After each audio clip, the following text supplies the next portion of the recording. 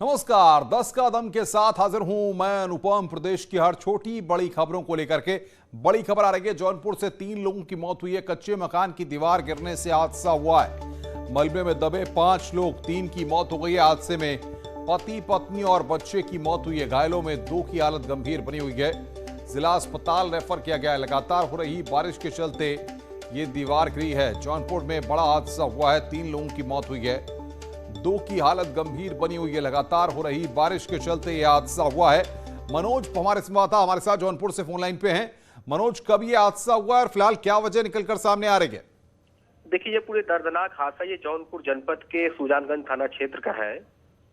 सरायखानी गांव में ये तड़के सुबह लगातार बारिश हो रही है। कल से जिले में कच्चा मकान की दीवार गिर गया, जिसमें एक ही परिवार के पति, पत्नी और मासूम बच्चे समेत 2 अन्य जो है कुल 5 लोग दब गए मलबे में। जैसे ही मलबे में दबने की सूचना गांव में मिली, हड़कंप मच गया। आनंद फानंद में पुलिस पहुंची। मौके पर ग्रामीणों की मदद से सभी को निकलवाकर पास के अस्पताल भिजवाया गया। इस हादसे में पति, पत्नी और उसके मासूम बच्चे समेत 3 की मौत हो गई, जबकि 2 लोगों की गंभीर हालत है, जिसमें से रेखा जायसवाल और काजल की उम्र 17 वर्ष है। उन गंभीर हाल लोगों को हायर सेंटर जौनपुर के लिए रेफर कर दिया गया है। बिल्कुल मनोज, आप नजर बना के रखिए, आगे भी हम आपसे अपडेट लेते रहेंगे। कानपुर से खबर। कानपुर के महाराजपुर थाना क्षेत्र में कच्चा मकान ढह गया। परिवार के लोग जब घर में नाश्ता कर रहे थे तभी हादसा हुआ है। इन लोगों ने भागकर अपनी जान बचाई है। 2 दिन से लगातार हो रही बारिश के चलते यह घर धराशायी हुआ है। आसपास के लोग घर में ही दवा सामान निकाल रहे हैं। इस घटना में हजारों का नुकसान होने की आशंका है।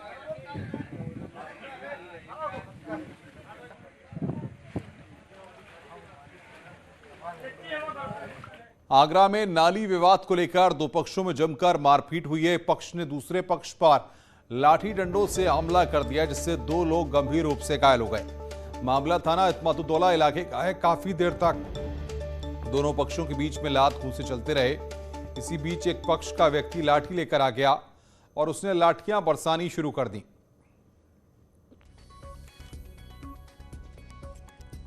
तो आगरा से खबर, जहां पर मारपीट में 2 लोग गंभीर रूप से घायल हुए। नाली का विवाद को लेकर यह पूरा झगड़ा हुआ, जिसमें 2 पक्ष आमने सामने आ गए। थाना इत्मातुद्दौला इलाके का यह पूरा मामला है। तो मारपीट की ये लाइव तस्वीर इस वक्त आपकी स्क्रीन पर हम आपको दिखा रहे हैं, किस तरीके से आगरा में एक दूसरे के खून के प्यासे हो गए। बड़ी खबर, डीजीपी मुकुल गोयल पेश होंगे। इलाहाबाद हाई कोर्ट में पेश होंगे डीजीपी मुकुल गोयल। मैनपुरी जवाहर नवोदय स्कूल से जुड़ा ये पूरा मामला है। हाईकोर्ट ने कल डीजीपी को फटकार लगाई थी। मैनपुरी एसपी पर एक्शन न लेने पर यह फटकार लगाई गई थी। नवोदय स्कूल में छात्रा की मौत का यह पूरा मामला है। तो आज डीजीपी मुकुल गोयल पेश होंगे। कल डीजीपी को फटकार लगाई गई थी हाईकोर्ट के द्वारा। मैनपुरी एसपी पर एक्शन न लेने पर यह फटकार लगाई गई। और बातचीत करने के लिए सर्वेश दुबे हमारे संवाददाता प्रयागराज से हमारे साथ सीधे जुड़ रहे हैं। सर्वेश, क्या अपडेट है? कितने बजे डीजीपी मुकुल गोयल पहुंचेंगे और आज की सुनवाई में क्या होने वाला है? देखिए, चीफ जस्टिस जो है, acting chief justice MN Bhandari और जस्टिस एके ओझा की डिवीजन बेंच है, इस मामले के समक्ष इस मामले की सुनवाई हो रही है। और इसमें आज 10 बजे डीजीपी को और आईजी मोहित अग्रवाल और एसआईटी के सदस्यों को पेश होना है। कोर्ट ने कल डीजीपी को कड़ी फटकार लगाई थी। कोर्ट ने पूछा था कि अगर सबसे पहले ऐसे मामलों में एफआईआर दर्ज होती है तो आप क्या करते हैं, तो डीजीपी ने कहा था गिरफ्तारी करते हैं। तो कोर्ट ने बड़ी नाराजगी जताते हुए कहा कि इस मामले में अब तक आपने गिरफ्तारी क्यों नहीं की, और विवेचना में देरी पर भी कोर्ट ने नाराजगी जताई थी। इसके साथ ही साथ कोर्ट ने पूछा था कि सर्वेश, बहुत बहुत शुक्रिया आपका हमारे साथ जुड़ने के लिए और बातचीत करने के लिए। कानपुर से खबर है, एटीएस की छापेमारी जारी है। आतंकियों की तलाश में छापेमारी हो रही है। जाजमऊ के एक संदिग्ध की तलाश है। उमेद को एटीएस ने कानपुर में किया था ट्रेस। कुछ देर बाद उसका मोबाइल फोन स्विच ऑफ हो गया। एटीएस लोकेशन ट्रेस करने में फिलहाल जुटी हुई है। कानपुर से इस वक्त की बड़ी खबर, एटीएस की छापेमारी लगातार जारी है। आतंकियों की तलाश में छापेमारी की जा रही है। एटीएस फिलहाल लोकेशन ट्रेस करने में जुटी हुई है। आतंकियों की तलाश में अलग अलग जगहों पर छापेमारी की जा रही है। उमेद को एटीएस ने कानपुर में ट्रेस किया था। कुछ देर बाद उसका मोबाइल स्विच ऑफ हो गया। पुलिस लगातार तमाम कड़ियों को जोड़ने की कोशिश कर रही है। एटीएस लगातार अलग अलग जगहों पर आतंकियों की तलाश में फिलहाल छापेमारी करने में जुटी है। जाजमऊ के एक संदिग्ध की भी तलाश यहां पर की जा रही है। कानपुर से कई अपडेट्स निकलकर सामने आ रहे हैं। कुछ देर बाद जब ट्रेस किया गया तो उसका मोबाइल फोन स्विच ऑफ हो गया। और कानपुर से इस बड़ी खबर पर नजर बनाए हुए हमारे संवाददाता अमित गंजू। अमित, क्या अपडेट आपके पास से और किस तरीके से एटीएस इस पूरे ऑपरेशन को लीड कर रही है? देखिए, मैं आपको बताना चाहूंगा कि जिस प्रकार से दिल्ली पुलिस की स्पेशल सेल और यूपी एटीएस ने मंगलवार को दिल्ली और उसके प्रदेश के कई हिस्सों से गिरफ्तार किया था, जिसमें मूलचंद, अबू बकर, जीशान, तमाम ऐसे लोगों को 6 लोगों को गिरफ्तार किया। अगर हम सूत्रों की माने तो आमिर का बहनोई प्रयागराज का रहने वाला और बहनोई के भाई उमेद, जिसे एटीएस अब ढूंढ रही, जिसके लिए कानपुर में एक लोकेशन मिली थी मोबाइल के माध्यम से, जिस मोबाइल का हम नंबर इसलिए डिस्क्लोज नहीं कर रहे हैं क्योंकि कहीं ना कहीं पुलिस की जांच इफेक्ट हो सकती है। और उसके बाद हमारे सूत्र बताते हैं कि एटीएस की टीम यहीं कैंप कर रही है जाजमऊ में और रावतपुर गांव में। एक संदिग्ध को भी पूछताछ के लिए उठाया गया है। उमेद को जब ये पता चला कि उसकी लोकेशन कहीं से ट्रेस हो रही, क्योंकि इनका एक बहुत बड़ा नेटवर्क चल रहा है, जिस प्रकार से हमें आगे जानकारी है, इनका डिटेल चल रहा है, उसके बाद से इसने अपना ट्रेसिंग मोबाइल को स्विच ऑफ कर दिया ताकि ये ट्रेस ना हो पाए। एटीएस की 2 टीम्स अभी कानपुर में मौजूद हैं और रोशन नगर की बात की जाए या जाजमऊ की डिफेंस कॉलोनी की बात की जाए, वहीं लोगों से पूछताछ कर रही है। बिल्कुल अमित, आप नजर बना के रखिए, आगे भी हम आपसे अपडेट लेते रहेंगे।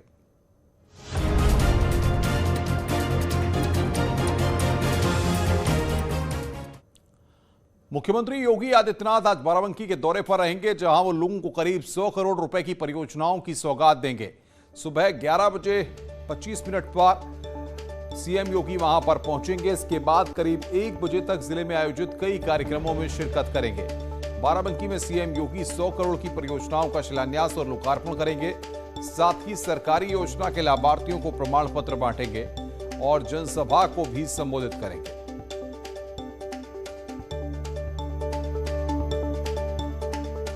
सुबह 11:30 बजे बाराबंकी पहुंचेंगे सीएम और जनसभा को भी संबोधित उनको करना है। जनसभा का भी कार्यक्रम वहां पर रखा गया है। दोपहर 1:30 बजे जीआईसी बाराबंकी में भी कार्यक्रम है।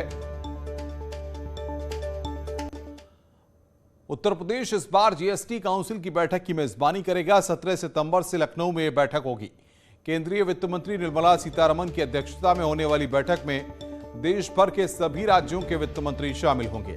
शुक्रवार को होने वाली 45वीं बैठक जीएसटी से संबंधित सभी बिंदुओं पर विस्तार से होगी। इससे पहले आज सुबह 11 बजे इसकी तैयारियों को लेकर बैठक होगी।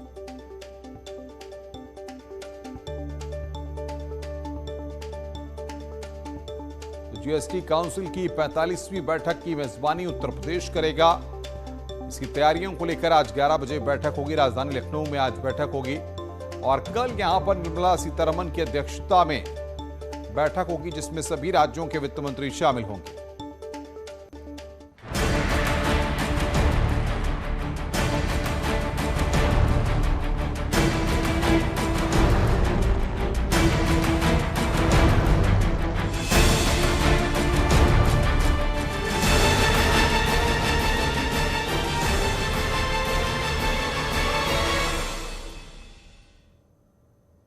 बड़ी खबर कानपुर से है। 3 और लोगों की मौत हुई है। डेंगू वायरल बुखार का कहर लगातार जारी है। 3 और लोगों की जान गई है।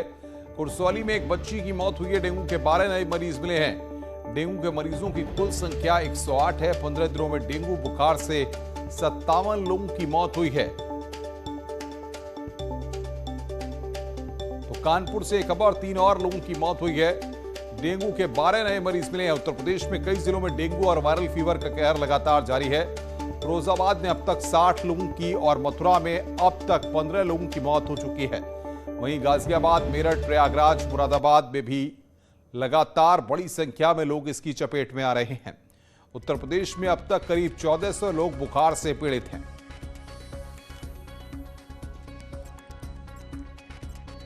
तो मथुरा में अब तक 15 की मौत हो चुकी है। ये जो फिगर्स हैं ये हम आपको बता रहे हैं। तो पूरा आंकड़ा, ये 6 तस्वीरें आपकी स्क्रीन पर फिरोजाबाद, गाजियाबाद, मुर्शिदाबाद, मेरठ, कानपुर, मुरादाबाद की ये तस्वीरें, जहां पर लगातार डेंगू और वायरल बुखार का कहर बरपा हुआ है। खबर शाहजहांपुर से है। इनामी बदमाश को गिरफ्तार किया गया है। चौक कोतवाली पुलिस के साथ मुठभेड़ हुई है। पुलिस मुठभेड़ के बाद ये गिरफ्तारी की है। दोनों पर 25-25 हजार का इनाम घोषित किया गया है। मछली व्यापारी की हत्या का इन पर आरोप है। पिता की हत्या का बदला लिया था। तो शाहजहांपुर से इस वक्त की ये बड़ी खबर। मछली व्यापारी की हत्या का आरोप है। संभल से खबर है, तेंदुए की दस्तक, रात में दिखाई दिया तेंदुआ, कैमरे में कैद हुआ है तेंदुआ। तेंदुए से ग्रामीणों में काफी दहशत फैली हुई है। असमोली थाना क्षेत्र का यह पूरा मामला है। संभल से खबर, जहां पर कैमरे में तेंदुआ कैद हुआ है। यह तस्वीर हम आपको रेड सर्किल करके दिखा रहे हैं इस वक्त आपकी स्क्रीन पर। संभल में तेंदुए की दस्तक से दहशत फैली हुई है। रात में वहां पर तेंदुआ दिखाई दिया है, जिसके बाद आसपास के लोग, ग्रामीण लोग काफी सख्ते में हैं। लखीमपुर खीरी के रिहायशी इलाके में दुधवा टाइगर रिजर्व के बफर जोन से निकला एक टाइगर घर में घुस गया। इससे इलाके में हड़कंप मच गया है। मामला लखीमपुर खीरी के दोरेरा कोतवाली के सुजानपुरा गांव का है, जहां पर देर रात जंगल से निकला एक टाइगर गांव के बाहर बने एक घर में घुस गया। हालांकि गनीमत यह रही कि उस समय घर में कोई शख्स मौजूद नहीं था। तो ग्रामीणों में दहशत का माहौल बना हुआ है। टाइगर की दस्तक से दहशत देखने को मिल रही है। खबरें और भी हैं, फिलहाल रुक रहे हैं ब्रेक के लिए।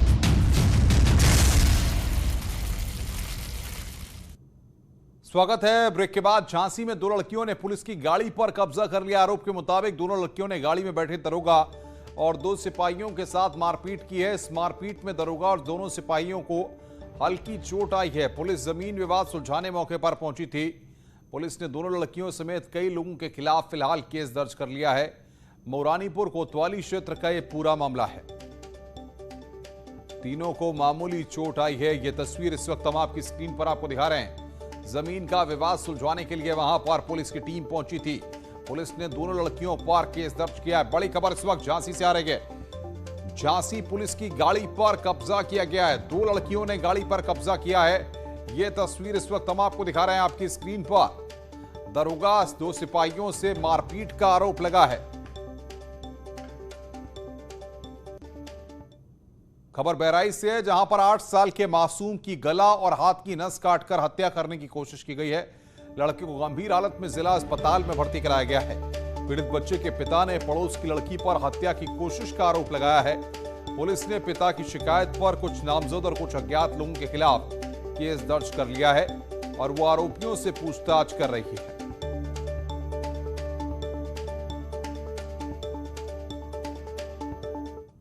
गर्दन पर कुछ कटे होने का निशान पाया गया था। तत्काल उसको चिकित्सीय उपचार के लिए जिला अस्पताल रवाना करके उसका चिकित्सीय उपचार कराया गया है। पिता की तहरीर पर संगत धाराओं में अभियोग पंजीकृत किया जा रहा है तथा जिन पे शक किया जा रहा है उनसे पूछताछ करके घटना का सफल अनावरण करने के लिए एसएचओ गोंडी को निर्देशित किया गया है। दिल्ली में महिला कांग्रेस की स्थापना दिवस के मौके पर कांग्रेस सांसद राहुल गांधी ने बीजेपी पर जमकर निशाना साधा। राहुल गांधी ने कहा कि बीजेपी के लोग झूठे हिंदू हैं, बीजेपी के लोग लक्ष्मी दुर्गा पर हमला करते हैं। इसके साथ ही राहुल गांधी ने कहा है कि बीजेपी ने लक्ष्मी की शक्ति कम की।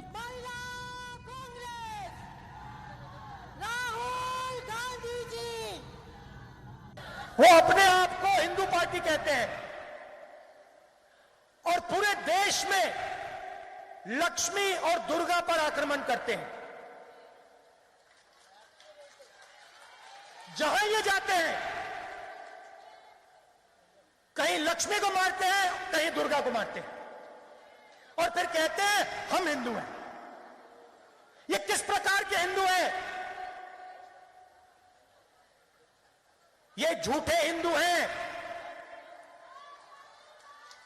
ये हिंदू धर्म का प्रयोग करते हैं, ये धर्म की दलाली करते हैं, मगर ये हिंदू नहीं है। वहीं राहुल के बयान पर बीजेपी ने जोरदार पलटवार किया और माफी मांगने की मांग की है। जहां तक कांग्रेस पार्टी और राहुल गांधी हैं, उनको हिंदू धर्म से इस प्रकार का वैमनस्य क्यों है?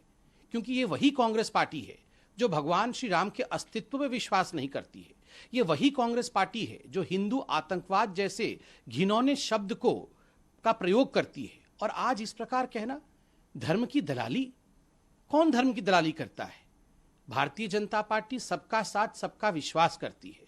याद करिए, प्रधानमंत्री नरेंद्र मोदी की अध्यक्षता में हुई कैबिनेट की बैठक में टेलीकॉम सेक्टर को राहत देने के लिए कई फैसले लिए गए। इन फैसलों का जियो ने स्वागत किया है और इसे टेलीकॉम क्षेत्र को मजबूत करने की दिशा में एक बड़ा कदम बताया गया है। इस मौके पर रिलायंस इंडस्ट्रीज के चेयरमैन मुकेश अंबानी ने कहा है कि वो भारत सरकार के उन सुधारों और राहत उपायों की घोषणा का स्वागत करते हैं जो उद्योग को डिजिटल इंडिया के लक्ष्यों को हासिल करने में सक्षम बनाएगी। बता दें कि सरकार ने एजीआर की बकाया राशि चुकाने के लिए टेलीकॉम कंपनियों को 4 साल का मोरेटोरियम देने का ऐलान किया है। इसके अलावा सरकार ने एजीआर में ब्याज को कम करके 2% सालाना कर दिया है। साथ ही इस पर लगने वाली पेनल्टी को भी खत्म कर दिया है। सरकार ने टेलीकॉम सेक्टर में एफडीआई को भी आसान कर दिया है और सिम लेने या पोस्टपेड से प्रीपेड कराने जैसे कामों के लिए डिजिटल केवाईसी को भी मान्यता दे दी है। खबरों का सिलसिला लगातार जारी है, रुक रहे हैं ब्रेक के लिए।